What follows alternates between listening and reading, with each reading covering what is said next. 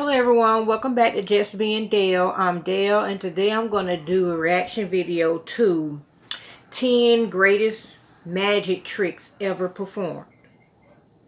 Alright, let's go.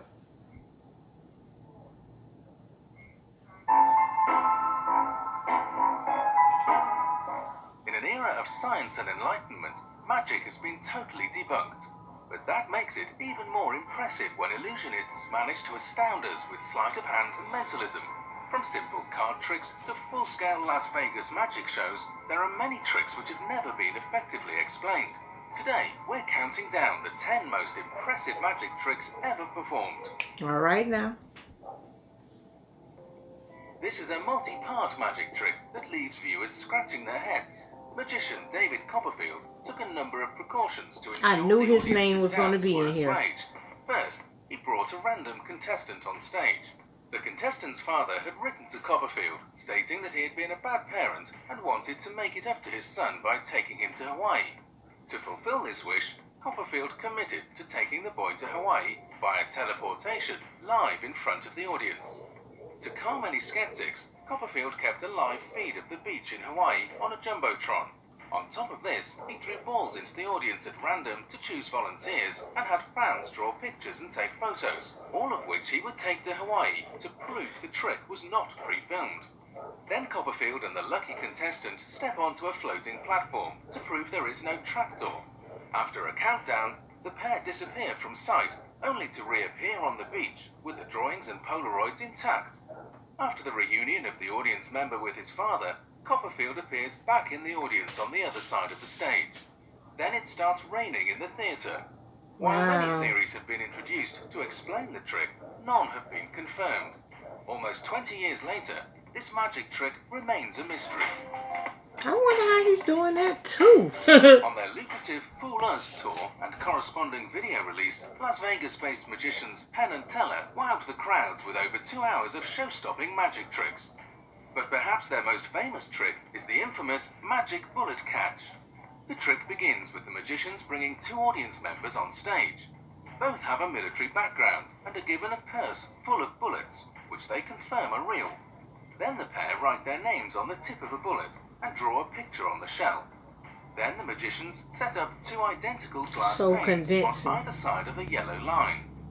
The audience members are given guns to inspect, which are then loaded with their newly decorated bullets. Now comes the crazy part. After putting on bulletproof vests, Penn and Teller shoot the bullets into each other's mouths, catching the round with their teeth. The audience members verified that the panes of glass were broken, thus proving that a shot was fired through them. I wonder about this trick, cause baby, a bullet going through, you got to be really trained for that bullet not to bust your whole mouth open. Then they smell the bullet casing to prove it was recently fired, and finally they verify the bullets themselves with the drawings and names. While Penn and Teller bring a new approach to this trick, variations have been in practice since at least the 1500s. Over the years, new magicians will accomplish the trick in new ways, but they never fail to impress the audience. Wow.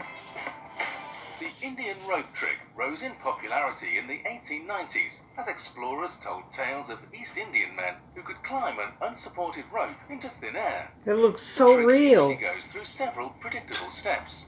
The conjurer sits cross-legged in an open space. He throws one end of a coil of rope into the air, and about 15 feet of it remains stiff, like a pole. An assistant climbs the rope and balances himself at the extremity. Wow. At a word from the conjurer, he vanishes and is discovered in a basket or comes running into the crowd from a distant spot. Then at a signal, the rope crumples to the ground. There is a more colourful version than this, which insists that the conjurer pretends to be angry with the assistant.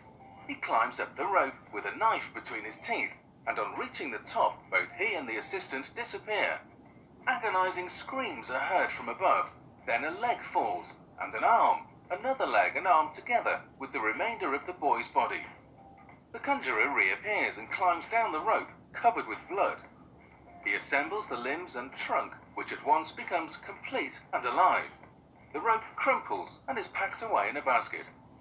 The trick is still alive after more than a century, with Wow. several prominent figures offering more than $400,000 to see it explained.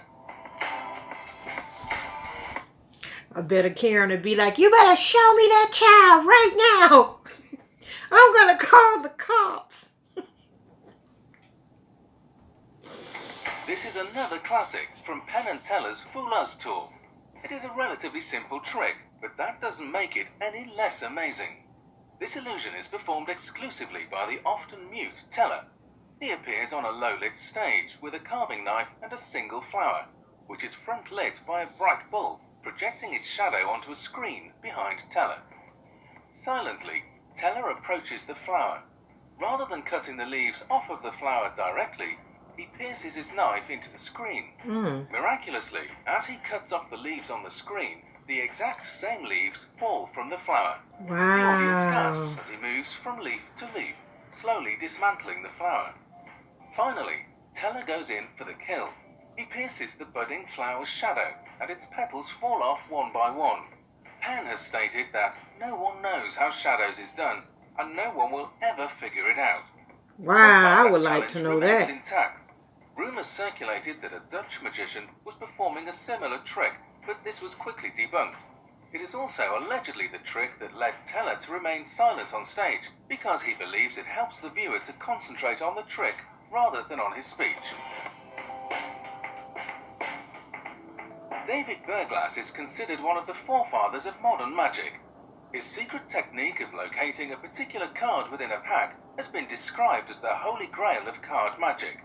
He was one of the first magicians to appear on UK television. His namesake trick is also called Any Card at Any Number. It begins with him showing a full deck of cards to the audience. Then an audience member is chosen at random.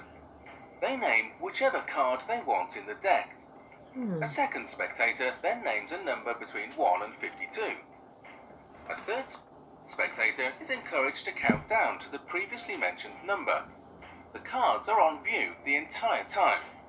There are multiple variations, but usually Berglas has an audience member hold the deck of cards to prove there is no sleight of hand. Invariably, however, after the third member counts down the number of cards, he pulls up the first audience member's card. Many have attempted to explain this trick away with simple card counting, but that doesn't account for the random variable of the audience member's guesses. Regardless of how it's pulled off, it has served as David Berglas' signature card trick. Wow. Richard Osterlind is a mentalist who has been performing for major corporations for more than 35 years. He has appeared at the Sheraton Great Wall in Beijing, the Hotel de Paris in Monte Carlo, the Casa de Campo in the Dominican Republic, and many other luxury resorts around the world. He is a speaker, author, teacher of magic and mentalism, and creator of many magic effects. He may not be a household name, but Richard is very well known with the mentalist and magician community. Potentially his best trick is the penny bender, wherein he asks an audience member to scratch a penny on both sides using a key. This is to verify that he is using the same penny and not switching it out with a decoy. Then, before the audience's eyes, he bends the penny in his palm using only his index finger. Osterlind has had NFL players and bodybuilders attempt to bend the penny, but they cannot. This trick, like many others, is still unexplained. A penny. David Blaine is an American magician, illusionist, and endurance artist. He is best known for his high-profile feats of endurance and has set and broken several world records. Blaine innovated the way magic is shown on television by focusing on spectator reactions. His idea was to turn the camera around on the people watching instead of the performer, to make the audience watch the audience. This is perfectly illustrated in his trick, pulling teeth. In a crowd of people, Blaine finds a volunteer and somewhat gruesomely pulls their teeth from their mouth. Onlookers gasp as he holds the teeth in his hand, and the volunteer remains stunned.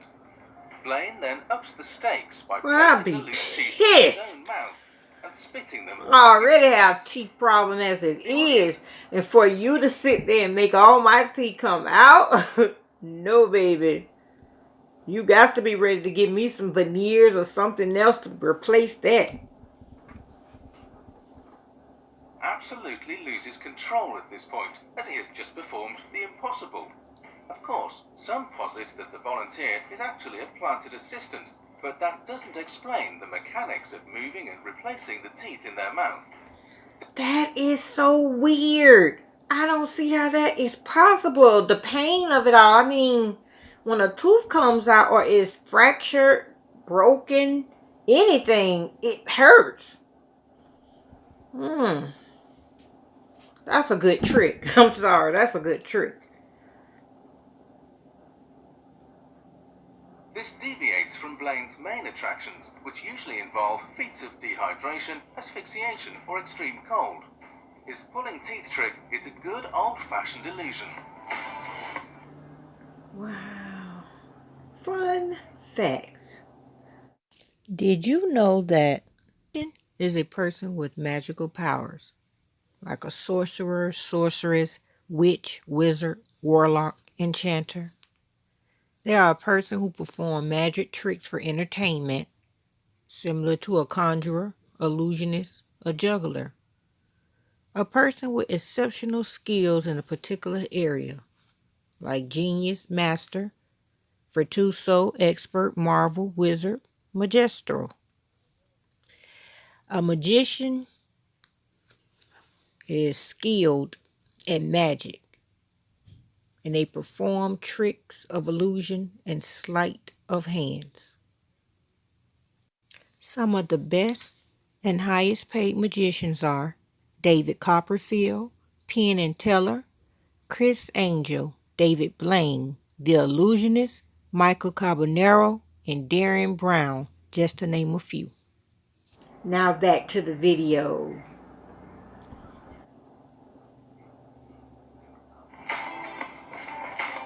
The Chop Cup routine brought much acclaim to British magician Paul Daniels in the early 80s.